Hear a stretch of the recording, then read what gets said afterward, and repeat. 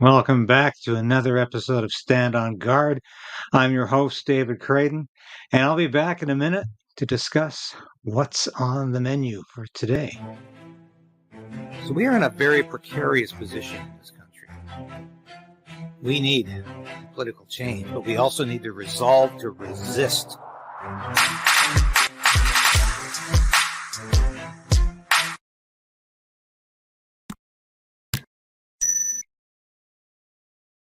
Yes, as my dear cat Sasha always demonstrated, please ring the bell. Please hit the thumbs up, subscribe, like the broadcast right now if you can, so we can beat the YouTube algorithm. And when you ring that bell, we beat Trudeau's censorship because it does ensure you get notifications that this broadcast is on the air. Because believe me, these broadcasts have been suppressed. And I don't say that lightly. They have been suppressed because I'm not on here just throwing insults at Justin Trudeau and saying it's over every day. I'm dealing with substantive issues that a lot of people out there don't want us to talk about or think about. The Online Harms Act is considered anathema to a lot of people in terms of conversation. They don't want us to talk about losing free speech, about having thought crimes in Canada. They don't want us to talk about those other issues related to the last pandemic. They don't want us to talk about medical assistance in dying in Canada. There's a lot of issues. These are policies that we need to attack. Yes, Justin Trudeau is behind them all, but we need to go after the policies and provide constructive alternatives. What's a constructive alternative to euthanasia? How about suicide prevention? How about dealing with people in a human way rather than saying, hey, here's an alternative to your suffering and your misery and your depression? Commit suicide. We'll help you do it. So that is not an alternative. That's not an option. That shouldn't be an option. And I hope to continue to talk about that issue that nobody really wants to talk about in the Liberal Party, which is the incident happened at the microbiology lab, the National Microbiology Lab in Winnipeg. And I have to be honest, I had never heard of this facility prior to the news story surfacing last week about what went on there with two Chinese scientists who had been hired by the facility to conduct research. And at least one of them was sending information and substances back to China, which were used by Chinese institutions like the People's Liberation Army, which is China's army, still calling it in those Marxist terms after all these years of it, China being as establishment with its army as anybody. But that is an issue we're going to continue to discuss because, as I have said, I believe the question needs to be asked repeatedly. Was there a quid pro quo between the Trudeau government and China? Did the Trudeau government allow these secrets to be sent back to China in anticipation of China helping the Trudeau government in the upcoming election? Why was the snap election called in 2021? What was going on there? Did Trudeau know he was going to get Chinese support?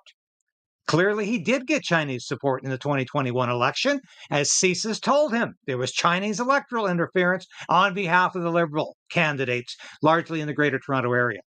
So I've invited Michael Cooper, who was one of the Ethics Committee members and the Prague Committee member, to come on and discuss this with me, because we had Michael on about a year ago to talk about Chinese election interference.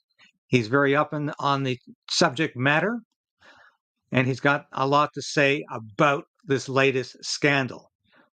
I don't know why nobody in the media, except me, is calling what happened in the lab spying.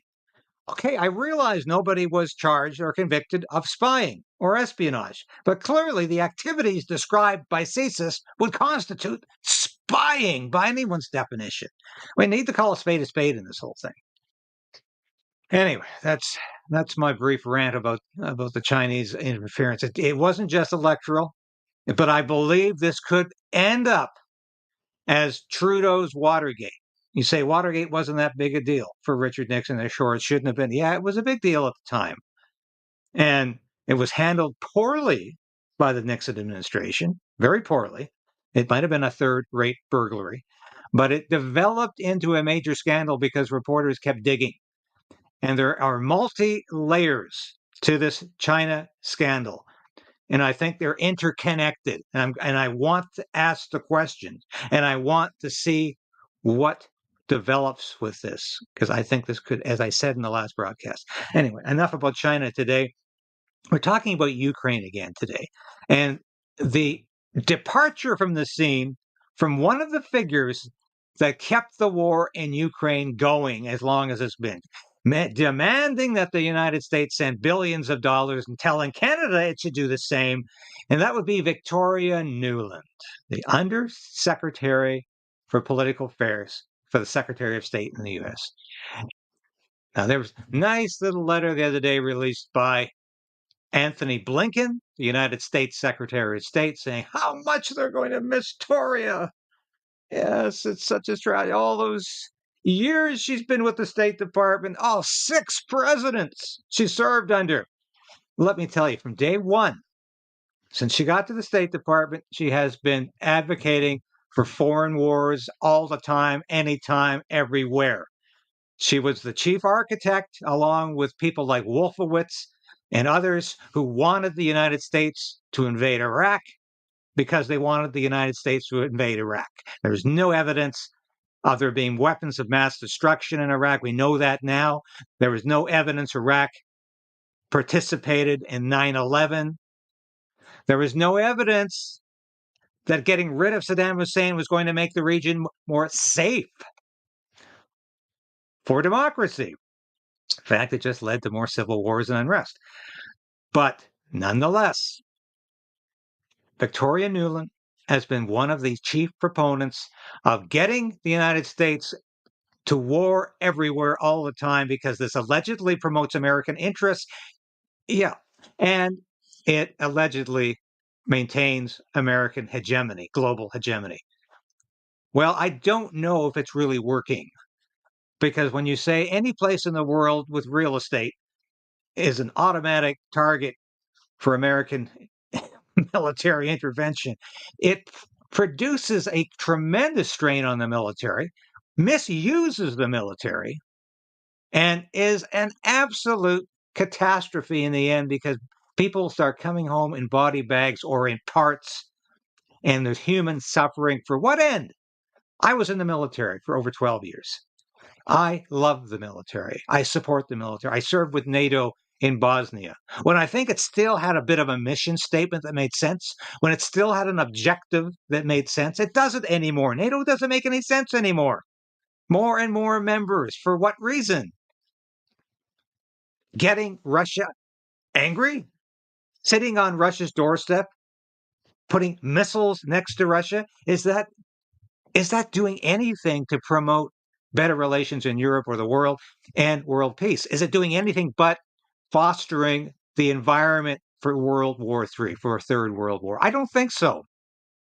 And people like Victoria Nuland and her husband, yeah, he was another mouthpiece for going after everybody. And of course, Iran is on that list too.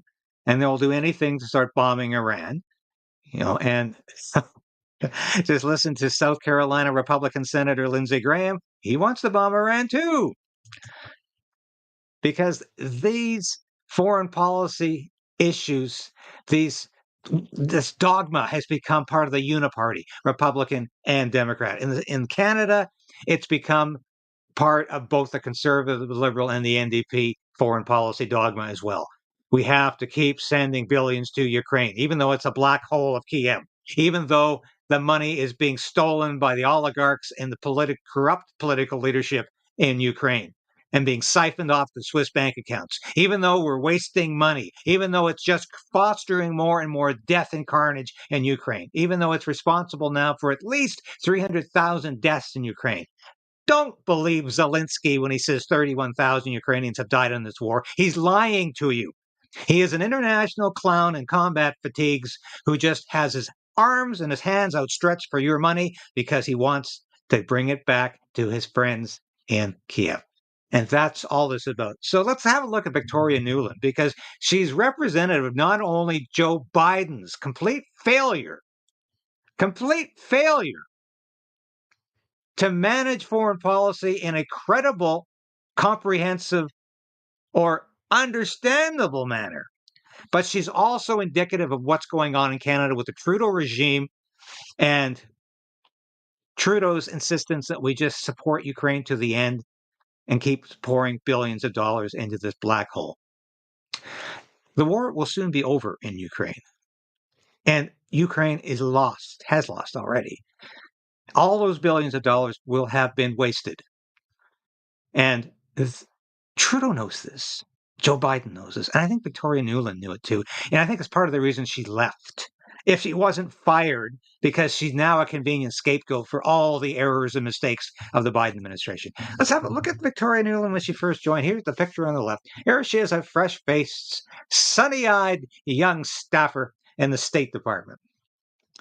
There she is on the right after decades of evil policy, sending Americans into battle, sending Americans into war, creating wars all around the world, and not giving a damn who has to die and who has to suffer and who has to be the debris, the cannon fodder from these conflicts. She doesn't care.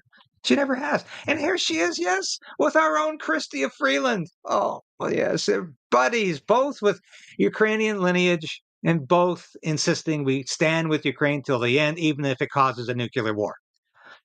Then that's really not their concern. This is all about their globalist policies.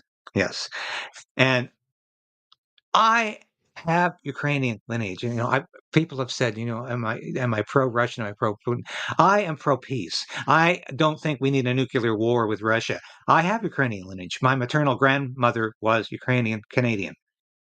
I know all about the famine Joseph Stalin created in Ukraine and parts of Russia as well in the early 1930s. I know that 5 million, at least 5 million Ukrainians died in that artificial famine. That is catastrophic. That is an atrocity. But no matter what you think of Russia today, we should be getting friendly with Russia and ensuring Russia becomes part of the world community, not alienate Russia. And we certainly do not need to foment a nuclear war with the country that has the largest nuclear stockpile in the world. Now, this is a fact of life, and we need to move on from there. So, before I forget, by the way, I want to mention, please, if you haven't got one of our shirts yet, please do so. These are available, and you can see this at the store in the description here. And please click on it. Have a look at the merchandise we have to offer here. And that's just one of them, but they've been very popular, and encourage you to do that. But getting back to Victoria Nuland here, who left the State Department this week amid fanfare and derision. She has her fans, but she has a lot of people out there who say she's the cause of much of the misery in the world today, and much of the concern that we are on the brink of a nuclear war with Russia, or a brink of a nuclear war in the Middle East, because things are escalating beyond anyone's control. And the United States is no longer the world superpower that can just do it by themselves. They cannot police the world. They are broke. Their military is dysfunctional. And they are not capable of being the world's policeman. They might have 40 years ago. They might have 60 years ago, but they are not in that position today. Let's have a look at the arrogance of Victoria Nuland and why it's a good thing she's gone. But God help us. But God help us if it's just an excuse to continue the policy with another face. To Nord Stream 2, we continue to have very strong and clear conversations with our German allies, and I want to be clear with you today. If Russia invades Ukraine, one way or another, Nord Stream 2 will not move forward. Okay. So she's saying Nord Stream 2, which is the major gas pipeline from Russia to Europe. That's how Europe gets its energy. Or how it did get its energy before somebody blew it up in the middle of the war between Russia and Ukraine. Who do you think did that? Well, according to Seymour Hersh, who I interviewed twice last year, the Americans did it because they didn't want Europe buying Russian energy. And Victoria Nuland clearly says that here, doesn't she? If Putin invades Ukraine, we're gonna get the Nord Stream 2. And that's what they did. Let's listen to some more of this. Let me answer the first question first. If Russia invades, that means tanks or troops crossing the border of Ukraine again. Then there will be no longer a Nord Stream 2. We will bring an end to it. How will you do that exactly, since the project and control of the project is within Germany's control? We will, I promise you, we'll be able to do it. Okay, I promise you we'll be able to do that. Once again, a declaration the United States intends to destroy the Nord Stream 2 pipeline. And they did. Unquestionably. They can blame some guy on a yacht from Ukraine who did it. They can blame some third party terrorist group. No, the United States did it. Navy divers did it. Seymour Hersh has done a lot of research on this, and I think his report is to be believed. And clearly, when you have the second in command of the Secretary of State and the President of the United States both saying, we're going to destroy the Nord Stream 2 pipeline, I think you can take them at their word, and they did it. Here's another one. This is also a tremendous opportunity. It's a tremendous opportunity to once and for all remove the dependence on Russian energy, and thus to take away from Vladimir Putin the weaponization of energy as a means of advancing his imperial designs.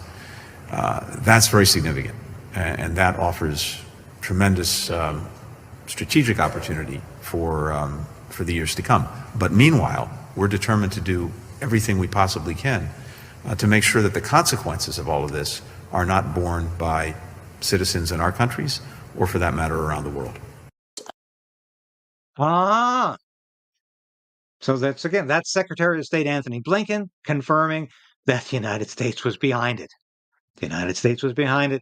And this war with Ukraine, this proxy war, is all about the United States trying to put Russia in a straitjacket, destroy its economy, destroy its military, so it can come in and pick up the pieces.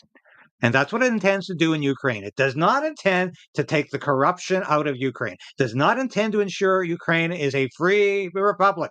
It does not intend to ensure Ukraine is a vibrant democracy for the decades to come. It intends to send its corporations into Ukraine and clean up like it's never cleaned up before. And to use the country for biolabs too, which they've already been doing. But this is all about a corporate landmine. This is corporate strip mining. That's what's going on in Ukraine, and that's what people like Victoria Nulan were propagating and promoting. And here she is gloating over the fact Europeans weren't going to have any energy that winter because we blew up the Nord Stream. Like you, I am, and I think the administration is very gratified to know that Nord Stream 2 is now, as you like to say, a hunk of metal at the bottom of the sea. How nice. How nice. She's not the one that had to freeze. No. She's not the one that had to go through a European winter with scarce energy resources. She's not the one that has to go to war. It's not her family out there fighting and dying for dubious causes. But she's quite willing to see other people freeze, starve, and go to war and die for her policies. Thank God Victoria Nuland is gone. Good riddance. But the policy has to change. We have to retire the policy. here in Canada as well. You know, there were some MPs down in Toronto over the weekend. I think it was the weekend. One of them was a fairly good friend of mine, James Bazan, who's an MP from Manitoba. And they got just attacked by people in the audience because apparently the Conservative Party is not pro-Ukraine enough. Now, this is balderdash because Pierre Poilievre, the Conservative leader, has been constantly saying how much they support Ukraine, how much the Conservatives would also give billions to Ukraine, how much they would just like to give more than the Liberals to Ukraine. So this is nonsense.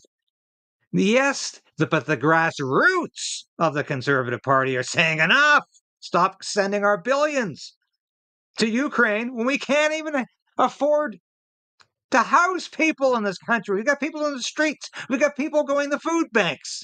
Our military is falling apart. Our military is imploding again because we have given away all our resources. We gave all of our Leopard tanks to Ukraine, or nearly them all. And you'd think they're not there anymore. They're gone. They're destroyed on the battlefield by Russian tanks. They're gone. We're not going to get those back. We're not going to get any of the resources we gave flat out to Ukraine back. It's gone. It's gone. Now, I served as a public affairs officer in the military for over 12 years. And I know damn well where the skeletons are buried, and I know what goes on behind the scenes. And you can bet the people behind the scenes of the military, Canadian Armed Forces, are very nervous about how they're going to account for the losses of materiel to Ukraine and how it's not going to be replenished by Justin Trudeau. Forget those promises of Canada spending 2% of its GDP on the military. That's going to happen under Justin Trudeau. He's not going to replenish the losses, the billions he gave to Ukraine. No, he's not. He has no intention of doing that. So when I hear this about the Conservative Party as well not being sufficiently pro-Ukraine, it's nonsense. It's rubbish. The people in that audience making those statements and saying, if you don't get more in lockstep with Justin Trudeau, if you don't get with the program, we're not going to support you. Well, I bet you they were Liberals anyway who are not going to support the Conservative Party or Conservative candidates anywhere in Canada, because unfortunately, a lot of Ukrainian Canadians have been voting Liberal for far too long, and the Ukrainian Canadian Congress has always been pro-Liberal. And I know that because I'm somebody from Ukrainian descent with Ukrainian ancestry. And I was involved when I worked on Parliament Hill with the Ukrainian Canadian Friendship Group. And I know where the politics are in Ukraine with Ukrainian Canadians. And I know they're not overwhelmingly voting Conservative. So let's not pretend that getting more prostrate in front of Volodymyr Zelensky and his corrupt Ukrainian regime is going to win more Ukrainian Canadian votes, because it's not. It's a myth. It's a lie. It's all a hallucination. Anyway, thanks for watching today. I think I've said enough for now. I'm going to be back this week, probably tomorrow, to talk more about China as this unfolds. And we're going to stick it to the Liberal regime. We're going to stick it to Justin Trudeau with this latest China scandal, because it is outrageous and it cannot happen. He cannot get away with this one again. Too many scandals, far too often. Please watch this little bit at the end. Have a great day. Have a great weekend coming up. And God bless you all. Thank you for watching this episode of Stand on Guard and being a part of the Krayden'S Right channel. If you've watched this episode to this point, you've watched it all. And that's really important for a small station like this. We always say subscribe, hit the bell, be a part of the Krayden resistance. Resolve to resist. That's what we're doing. And if you become a subscriber, if you're a supporter of this station or a member through Substack, through YouTube, and now you can be a local as well, that's so important to us, because I couldn't do this without you. I made a decision to become an independent journalist about a year ago because I wanted to bring all of my experience in the military, in journalism, to you. I don't promise anything I can't deliver. I don't offer clickbait. I offer truth. The truth is out there, and it's my job to bring that truth to light and to you. Thanks for being a part of the Krayden's Right resistance, and we'll see you again soon. So we are in a very precarious position in this country. We need a political change, but we also need